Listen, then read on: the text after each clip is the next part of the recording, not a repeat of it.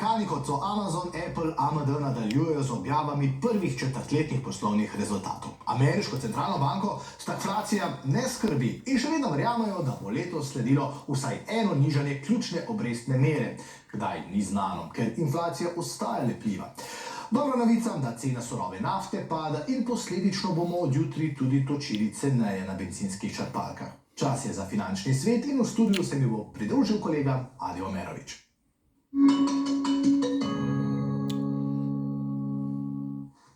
Adi, lep pozdrav. Pozdravljen, Gregor. Pa dajva začeti s tistimi, ki jim je šlo v preteklem tednu najbolje. Komu je šlo? Ja, zagotovo bi lahko tukaj izpostavili tehnološke velikane. Oni prihajajo iz ZDA, vendar Gregor, še pogledava, torej delniški zemljevid ZDA, vidiva, da je pisan torej rdeče-zelen, kar ni najbolje. Spoštovani, lep pozdrav. Če pogledamo pa zemljevid sveta, je bila minuli teden bolj kot ZDA zeleno obarvana Azija. To je tole, ta del tukaj. Najbolj od vsega pa seveda Kitajska, na Kitajskem tudi ni več inflacije. No, spodbudna novica za nižjo inflacijo pa je padajoča cena surove nafte, ki je v zadnjih 3 tednih cenejša za 10%. Posledično bomo slišali jutri na črpalkah točili ceneje. Tudi cena zlata je padla za 5%, vendar morda zgolj začasno. Na zasedanju Ameriške centralne banke minuli teden guverner Jeremy Powell izpostavil, da ga scenarij stagflacije ne skrbi. Inflacija ostaja trdovratna, zato ni mogoče napovedati, kdaj sledi nižanje obresti. I think my expectation is that we will, over the course of this year, see inflation move back down.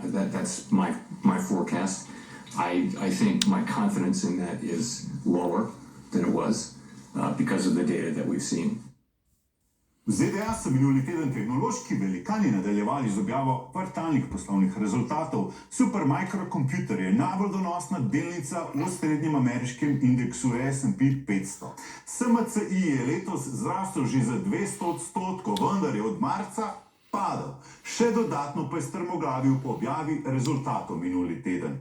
Apple je po objavi rezultatov poskočil, kljub nižji prodaji izdelkov so presegli napovedana pričakovanja. Umetna inteligenca zagotavlja večjo produktivnost, je v petek na Stanfordu trdil Sam Altman. Za tehnološke velikane visoka cena razvoja ne sme biti problem, je prepričan soustanovitelj znanega ChatGPT-ja. Whether we burn 500 million a year or 5 billion or 50 billion a year, I don't care. I genuinely don't. As long as we can, I think, stay on a trajectory where eventually we create way more value for society than that, and as long as we can figure out a way to pay the bills, like we're making AGI. It's going to be expensive. It's totally worth it. Danes smo nekoliko krajši, torej še svet portfelj, ki je v zadnjem tednu nižji za dober odstotek, čeprav se je izguba pri kitajski Alibabi močno znižala. V rdečih številkah se je po objavi poslovnih rezultatov znašel Peabody Energy z oznako BTU. Gre za rudarja in proizvajalca premoga, ampak ker je delnica na tako zelo nizkih vrednostih, jo bomo danes dokupili za 5% ter tako zvišali izpostavljenost na 10%. Najbolj donosen v portfelju ostaja rudar zlata Newmont z oznako NEM. No, podrobnejšo analizo naložb, svet portfelju in tudi pregled slovenskega delniškega trga pa objavim jutri v finančnem komentarju na 24ur.com. Kaj nas čaka pa ta teden v finančnem podcastu? No, na obisk pride predsednik uprave Ljubljanske borze Aleš Ipavec. Govorila bova o poslovnih rezultatih slovenskih delniških družb in tudi, kako lahko Slovenija preide iz obrobnega v trg v razvoju. Spoštovani, hvala lepa za pozornost in uspešen teden vam želim, tudi tebi, seveda, Gregor. Adi, najlepša hvala tudi tebi, ja.